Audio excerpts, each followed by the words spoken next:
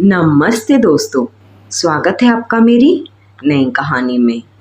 3 बेटियां। हाँ, 3 बेटियां होने के बाद घर में हमेशा एक अजीब सी खामोशी रहती थी। ससुराल वालों की नज़रों में मैं एक नाकाम औरत थी जो उनको बेटा नहीं दे सकती थी। जब मैं चौथी बार प्रेग्नेंट हुई तो मेरे दिल में एक ही डर था कि मैंने रातों को जागकर दुआ मांगी कि इस बार काश नसीब बदल जाए।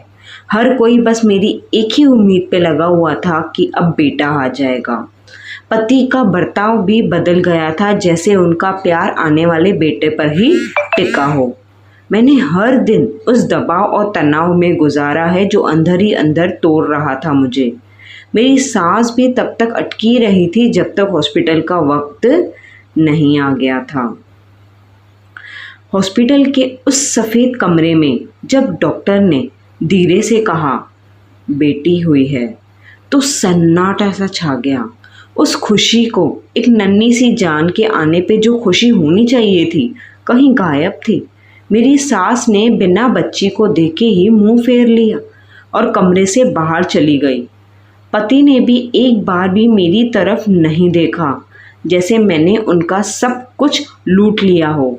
मैंने उस नन्ही सी जान को सीने से लगाया क्योंकि मैं माँ हूँ, पर मेरी आंखों में आंसू खुशी के नहीं थे। मुझे पता था कि अब मेरी और मेरी इस चौथी बेटी की भी ज़िंदगी मुश्किल होने वाली है, तानों भरोसे। सबसे बड़ा दर्द ये था कि एक माँ होकर भी मैं डर रही थी। मुझे उस दिन खुशी नहीं थी।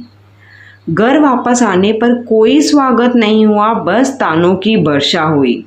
एक नई बौछार शुरू हो गई। सब कहने लगे कि 4 बेटियां खाएंगी क्या और इनकी शादी कौन कराएगा। मेरी तीनों बड़ी बेटियां सहमी हुई थी। उन्हें समझ नहीं आ रहा था कि हो क्या रहा है और क्या हुआ है। मैंने देखा कि कैसे एक ही पल में मेरी नन्ही बच्ची को बोझ करार कर दिया गया है। पति ने अब मुझसे बात करना बंद कर दिया है। देर रात तक घर आने लगे थे।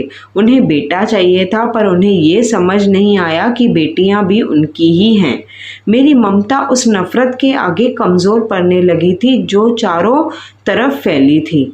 मैं अकेली से उस अंधेरे में अपनी 4 बेटियों का रास्ता ढूंढ रही थी कि अब क्या हो गया, अब क्या करूं मैं अपनी बेटियों के लिए।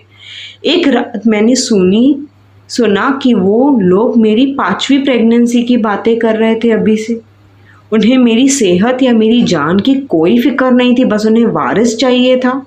मैंने उनका चेहरा देखा तो मुझे उसमें इंसान नहीं बल्कि पत्थर दिल दिख रहा था। बुज़दिल होते हैं ना, वैसे नज़र आ रहा था।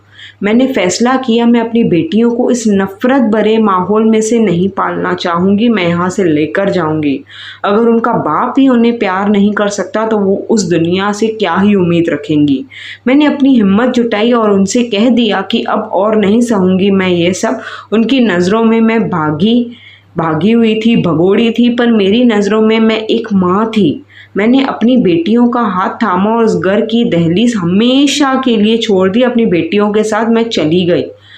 आज मैं अपनी 4 बेटियों के साथ एक छोटे से घर में सुकून से रहती हूँ। लोग आज भी बातें बनाते हैं कि बेचारी को कोई बेटा नहीं है, 4 बेटियाँ हैं, पर मैं हंसती हूँ।